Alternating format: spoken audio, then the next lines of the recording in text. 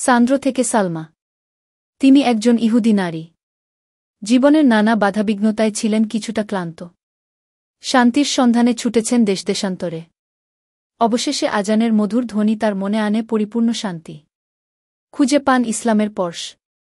না, তাকে ইসলাম গ্রহণে কেউ বাধ্য করেনি। হিজাব পরতেও তাকে বাধ্য করা হয়নি। তিনি নিজেই এটি বেছে নিয়েছেন। তিনি হলেন সান্দ্রা নাওয়ি। ইসলাম গ্রহণ করেছেন তিনি। সান্দ্রার মুখেই শুনুনু ইসলামের পথে তার যাত্রার হৃদয়গ্রাহী বর্ণনা। আমার জীবনে সবসময় কিছু একটার অভাব অনুভব করতাম। আমি ধর্মের অর্থ খুঁজতে সচেষ্ট হই, কিন্তু সব ভুল জায়গায় এবং সব ভুল উপায়ে। দ্বিতীয় বিশ্বযুদ্ধ শেষে ইউরোপ অনেকটাই ধ্বংসস্তূপে পরিণত হয়।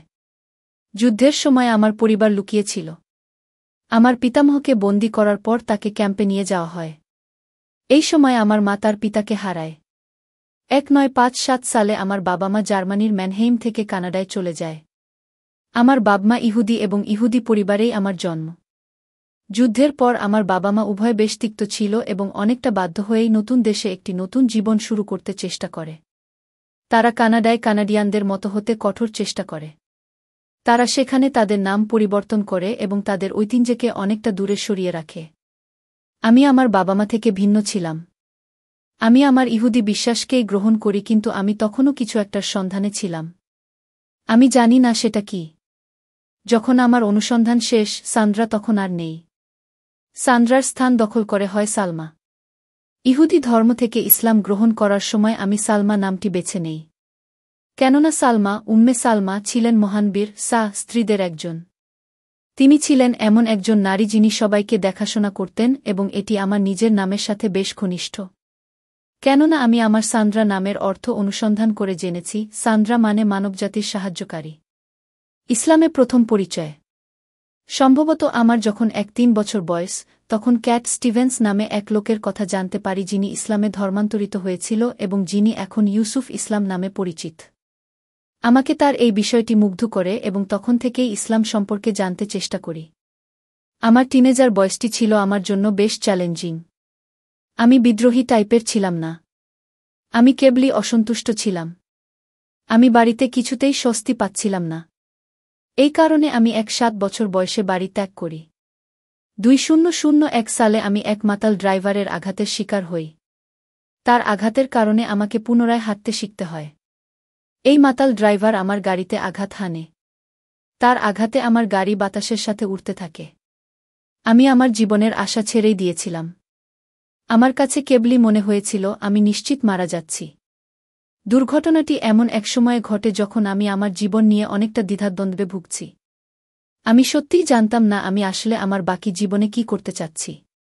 আমার জীবনের সবচেয়ে বড় টার্নিং পয়েন্ট হচ্ছে আমার মায়ের ক্যান্সারে আক্রান্ত হওয়া এবং 2005 সালে তার মৃত্যু, এবং এই সমস্ত ঘটনা আমাকে ইসলামের প্রতি ধাবিত করে। আজানের মধুধ্বনি। 2005 সালে আমি ভারত যাই। এটি ছিল আমার মায়ের মৃত্যুর 2 সপ্তাহ পর। আমি যখন সেখানে যাই তখন ছিল রমায়ান মাস।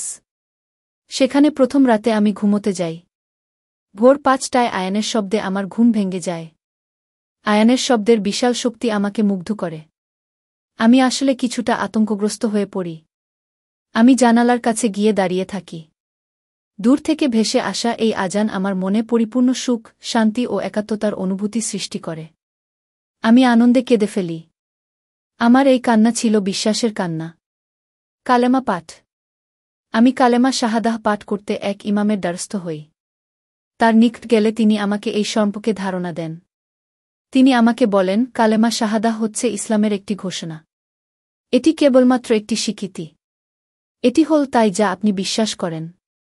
আপনি ইসলামের প্রতি আপনার বিশ্বাস ঘোষণা করেছেন এবং আপনাকে নিম্নলিখিত 2টি বাক্য বলতে হবে যা সাক্ষ্য হিসেবে বহন করবে।